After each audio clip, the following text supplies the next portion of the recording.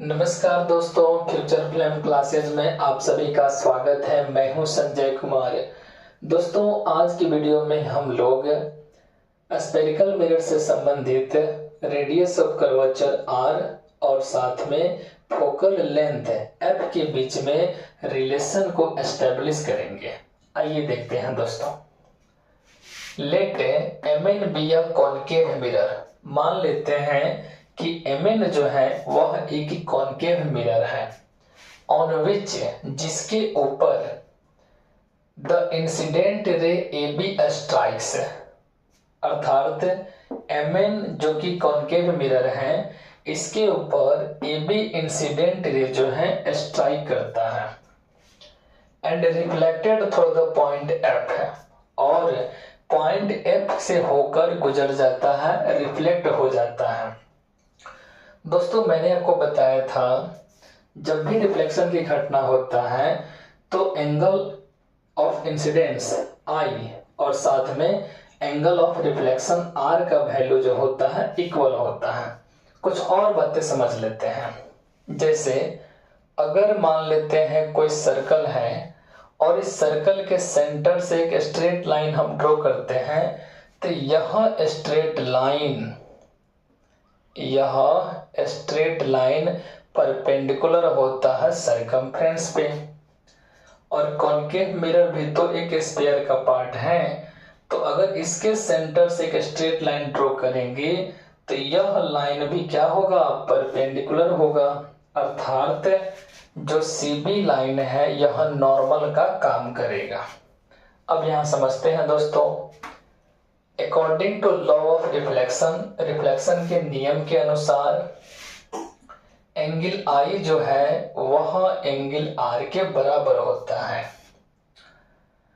दोस्तों, AB line और PC line दोनों लाइन जो है पैरेलल है, और यदि पैरेलल लाइन को कोई ट्रांसवर्स लाइन कट करता है तो अल्टरनेट इंटीरियर एंगल बराबर होते हैं। अर्थात एंगल ABC का जो वैल्यू है यही वैल्यू होगा BCF के, एंगल BCF के। अर्थात हम कह सकते हैं एंगल BCF का जो वैल्यू है वह I के क्या हो गया, बराबर हो गया। दोस्तों, I के क्या हो गया, बराबर। अब यहां समझते हैं, अगर हम लोग ट्रायंगल BCF की बात करें, इन ट्रायंगल BCF, तो BCF में हम क्या देख रहे हैं कि I और R दोनों एंगल आपस में बराबर होंगे, क्योंकि एंगल ऑफ इंसिडेंस और एंगल ऑफ रिफ्लेक्शन का मान बराबर होता है रिफ्लेक्शन के नियम से। तो किसी भी ट्रायंगल में अगर दो एंगल बराबर होते हैं तो उसके जो अपोजिट साइड होते हैं ना वह भी इक्वल होते हैं। तो एंगल R के जो अपोजिट साइड है CF, और I के अपोजिट साइड है BF, CF और BF, इसका मान भी आपस में क्या होगा, इक्वल होगा, और इसे हम इक्वेशन नंबर 1 मान ले रहे हैं। अब दोस्तों ध्यान दीजिएगा, यदि B पॉइंट P के बहुत करीब होता या P पॉइंट पर ही स्थित होता, इफ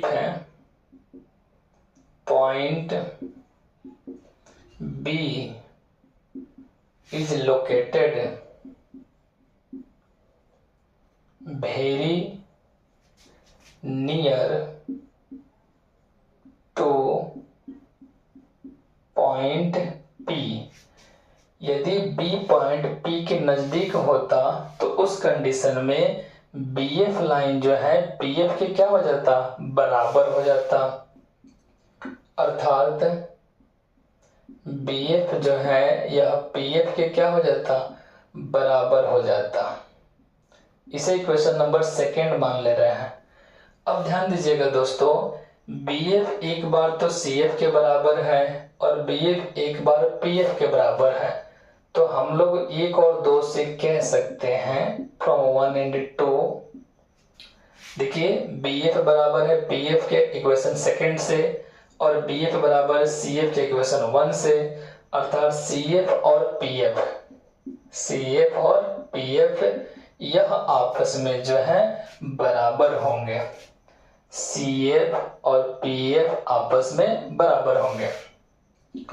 हम लोग जानते हैं अगर PC का लेंथ निकालें तो यह PC का लेंथ PF प्लस FC के बराबर होगा। PF प्लस FC के क्या होगा? बराबर। FC कह लीजिए या फिर CF कह लीजिए। अब दोस्तों PC बराबर PF है तो हम PF ही रहने दे रहे हैं।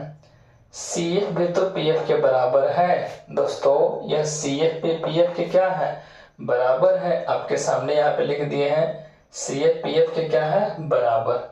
इसीलिए CF के बदले हम PF लिख देंगे। तो PC का मान हो गया 2PF। अब आप लोग समझिएगा दोस्तों, P से लेकर C के डिस्टेंस को हम लोग कहते हैं रेडियस ऑफ कर्वेचर R। 2 है तो 2 लगा देंगे। PF है। P से लेके F के डिस्टेंस को कहते हैं फोकल लेंथ F है, अर्थात R is equal to 2F, या इसी को कह सकते हैं F is equal to R/2। इसी को हम क्या कह सकते हैं दोस्तों? F is equal to R/2। तो हम लोग इस बात को समझ चुके हैं कि जो फोकल लेंथ होता है वह रेडियस ऑफ कर्वेचर का हाफ होता है।